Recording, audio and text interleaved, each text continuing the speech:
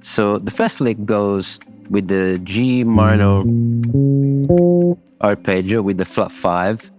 I was thinking of the blues scale, and I have G, B flat, D flat, and F with the typical fingering. I moved to a C chord, so I'm basically thinking G minor to C7, and I'm playing a typical C major triad, starting from G going down to C.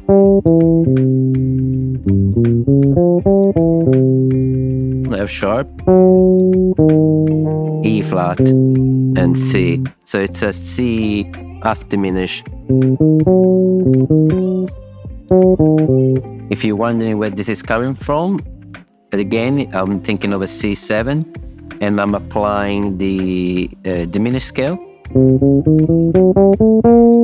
And then with the diminished scale, we know that we have a major triad, a minor triad, and half diminished triad from the same root. I went from C to C half diminished, and then I closed with the pentatonic scale, the G minor pentatonic scale.